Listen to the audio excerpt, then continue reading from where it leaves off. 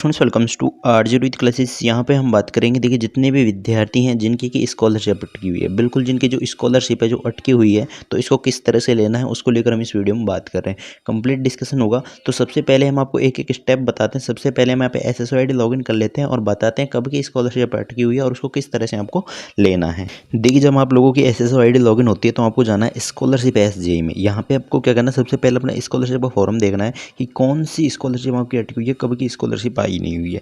तो ये तो देखिए जनवरी वालों की लास्ट डेट है। जिन विद्यार्थियों ने फॉर्म नहीं भरा फॉर्म भर देना। कोई विद्यार्थी है जिसने स्कॉलरशिप का फॉर्म नहीं भरा, वो फॉर्म जो कि भर दें।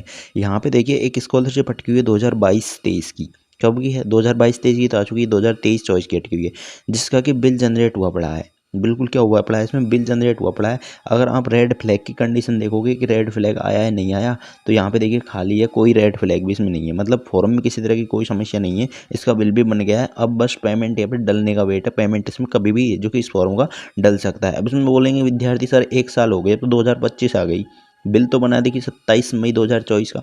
लेकिन आप अंदर जाके देखिए, अंदर का डाटा देखना, अंदर का डाटा चेंज हो गया। उसमें क्या है कि उन्होंने जो डेट्स थी, जैसे यहाँ पे 27 मई बता रहा है, लेकिन उन्होंने एक बार वापस इसको अपडेट किया है। तो आपको भी ये देखना है, इस डेट को देखकर और नहीं बैठना है। अंदर की डेटा आपको देखनी है कि कब इसमें डाटा चेंज हुआ है और क्या प्रॉब्लम आ रही है हमारे फॉर्म में। चलिए तो इसको हम ओपन होने देते हैं। देखिए, अभी हमने जो स्टेटस देखा था उसमें क्या बता रहा था कि 27 मई 2024 बना रहा था, क्या बता रहा था, बिल जनरेट कर। लेकिन इसका जो पेमेंट का जो स्टेटस है वो चेंज हो गया है। इसमें क्या बता रहा है यहाँ पे 21 अक्टूबर 2024 है जो कि बता रहा है, जिसमें क्या बता रहा है, पेमेंट इसका सेक्शन भी हो गया, बस पेमेंट डिस्ट्रीब्यूट होगा। तो ये जब पेमेंट अकाउंट में आ जाएगा तो पेमेंट है जो डल जाएगा। तो इस फॉर्म में किसी तरह का कोई इशू नहीं है।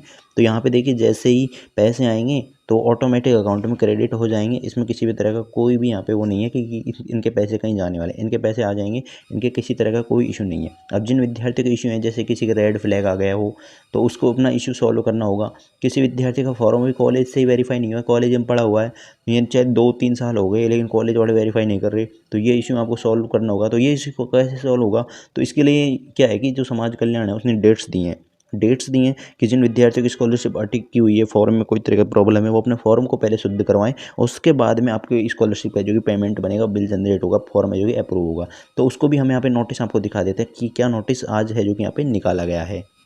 बिल्कुल, यहाँ पे देखिए 23 जनवरी का ये नोटिस है। 23 जनवरी 2025 का अंतिम अवसर दिया गया है, आपको लास्ट मौका दिया है। जितने विद्यार्थी हैं जिनकी उत्तर मैट्रिक छात्रवृत्ति योजना हो, जैसे कि अनुसूचित जाति है, जनजाति है, पिछड़ा वर्ग है, अति पिछड़ा वर्ग है, इनके जितने विद्यार्थी हैं जिसके कि 2016-17 से 2022-23 तक के किसी भी फॉर्म में किसी भी तरह का कोई भी कमी है, यहाँ पे देखिए किसी भी तरह की कोई भी कमी है, रेड फ्लैग है या फिर यानी कॉलेज से आगे वेरीफाई नहीं किया गया, तो उनको क्या दिया गया? अंतिम मौका दिया गया है। अंतिम मौका क्या दिया गया है? डेट देख लो। अगर विद्यार्थी के अवसर और किसी तरह की, जैसे कि रेड फ्लैग वगैरह हो गया, वैसी कोई समस्या है तो उनको सॉल्व करने की डेट है यहाँ पे 31 जनवरी 2025 है। अगर आपके स्तर की कोई भी प्रॉब्लम है जो कि आपके स्तर से सॉल्व होगी, तो उसकी सॉल्व करने की डेट यहाँ पे 31 जनवरी है। आपका पोर्टल चालू हो जाएगा, आपको चेक करना है किसी तरह की कोई प्रॉब्लम तो नहीं है। अगर आप खुद सॉल्व कर सकते हो उसको तो ठीक करने की कोशिश करेंगे, ई मित्र से जाकर उसको सही करवाएंगे। अगर ई मित्र वाला बोल देगा कि सही नहीं होगी, तो फिर आपको आगे है जो कि अगर कॉलेज की तरफ से है तो कॉलेज वाले इसको 10 फरवरी 2025 से पहले पहले करने की डेट है। आपको कॉलेज में जाके बोलना है कि सर हमारे जो फॉर्म है उसको आगे वेरीफाई कीजिए, फॉरवर्ड कीजिए, फिंगर नहीं लगाई तो फिंगर लगवाइए और आगे इसको फॉरवर्ड कीजिए। उसकी डेट इन्होंने 10 फरवरी दी है। उसके अलावा आगे की जो प्रोसेस रहेगा, ये आगे वाले जाने, स्वीकृत अधिकारी द्वारा समस्त पात्र आवेदन पत्रों को स्वीकृत कर भुगतान करने की अंतिम तिथि, यानी आपको पेमेंट देने की अंतिम तिथि यहाँ पे 28 फरवरी 2025 है।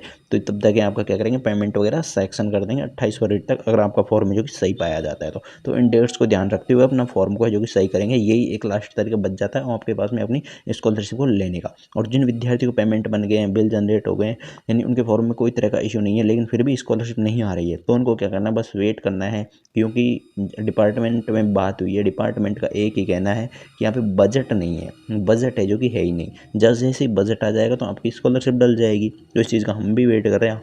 आपको भी फॉर्म बताया, उसमें 2024-25 की, 2023-24 की स्कॉलरशिप है, जिसका लास्ट अपडेट कब हुआ है, अक्टूबर में हुआ है। तो वो कभी भी स्कॉलरशिप है जो कि अकाउंट में क्रेडिट हो सकती है। जैसे ही क्रेडिट होगी हम आपको इस चैनल के माध्यम से भी अपडेट करेंगे। काफ़ी विद्यार्थियों की स्कॉलरशिप डल भी रही है, कई विद्यार्थियों की 60% आ गई, 40% रह रही है।